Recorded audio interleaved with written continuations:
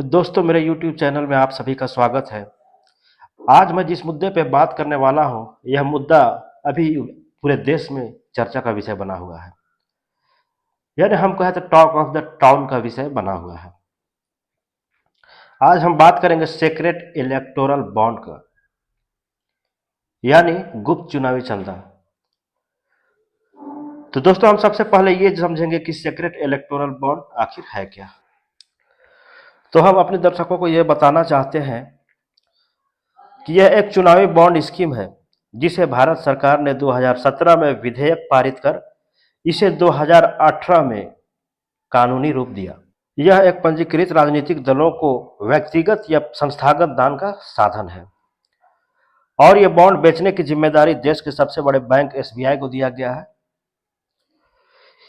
इसमें बॉन्ड 1000, 10,000, 1 लाख, 10 लाख और 1 करोड़ के होते हैं। बॉन्ड जारी होने के बाद इसे 15 दिनों के अंदर इनकैश कराना होता है।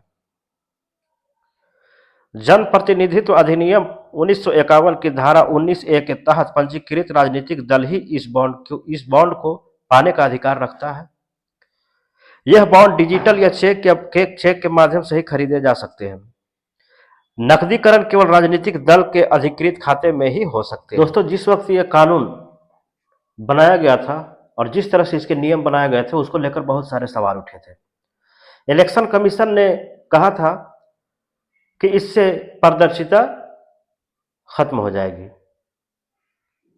और आरबीआई ने कहा था कि इससे मनी लॉन्ड्रिंग को बढ़ावा मिलेगा। लेकिन जब इस सीक्रेट इलेक्टोरल बॉन्ड के खिलाफ जब सुप्रीम कोर्ट में याचिका दर्ज की गई और सुप्रीम कोर्ट में जब इसकी सुनवाई शुरू हुई, तो 5 जजों की संवैधानिक बेंच ने इस कानून को ही समाप्त कर दिया।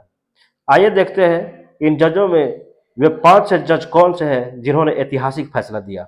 इन जजों में जो नाम है वो सबसे पहले चीफ जस्टिस DY चंद्रचूड़ का नाम है, दूसरे में संजीव खन्ना, तीसरा BR गवई, चौथा JB पारदीवाला और 5वां मनोज मिश्रा है। इस बेंच ने एक ऐतिहासिक फैसला दिया और एसबीआई से कहा कि बॉन्ड की पूरी जानकारी वह इलेक्शन कमीशन को दे और फिर इलेक्शन कमीशन को कहा गया कि इलेक्शन कमीशन अपनी पूरी जानकारी अपने वेबसाइट में डाले ताकि पब्लिक को पता चल सके कि किस कंपनी ने कब कितने का बॉन्ड खरीदा और किस पॉलिटिकल पार्टी को दिया और फिर किस पॉलिटिकल पार्टी ने फिर जाकर इसे इनकैश कराया। लेकिन एसबीआई फिर सुप्रीम कोर्ट पहुंच गया और 3 महीने का समय मांगने लगा, लेकिन सुप्रीम कोर्ट ने उनकी एक न मानी और फिर से फटकार लगाई और फिर उन्होंने कहा कि आपको जितना बोला गया उतना कीजिए और नहीं तो फिर सुप्रीम कोर्ट की अवमानना के खिलाफ आपको प्रोसिक्यूट किया जा सकता है। तब जाकर एसबीआई ने,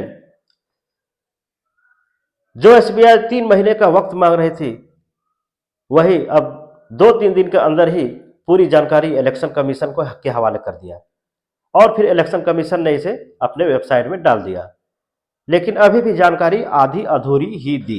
दोस्तों, जिस यूनिक कोड के द्वारा यह पता चलता है कि किस कंपनी ने कितने बॉन्ड खरीदे और कितने कितने अमाउंट के खरीदे और वो बॉन्ड किस पॉलिटिकल पार्टी के फेवर में गए और किस पॉलिटिकल पार्टी ने उसे इनकैश कराया, वो यूनिक कोड ही एसबीआई ने अपने पास रख लिया और सार्वजनिक नहीं किया। इसके बाद फिर से सुप्रीम कोर्ट ने एसबीआई को फटकार लगाया और कहा कि वो यूनिक कोड भी सार्वजनिक करे जिससे कि सब कुछ साफ साफ पता चल सके। और जहां तक हम और आप देख रहे हैं कि ये जो मुद्दा है, ये इलेक्ट्रॉनिक मीडिया, प्रिंट मीडिया यानी मुख्य धारा की मीडिया से कहीं दूर है। किसी चैनल में भी इस बात की चर्चा नहीं हो रही है। फिर भी जो सोशल मीडिया में जितने भी हमारे मीडिया बंधु हैं, उन लोगों की अकाउंटेबिलिटी जो है वो हम आपको बता देते हैं। अभी तक जो जानकारी उभर कर सामने आई है उसके अनुसार टॉप 10 चंदा देने वाले कंपनियों के नाम कुछ इस तरह से हैं।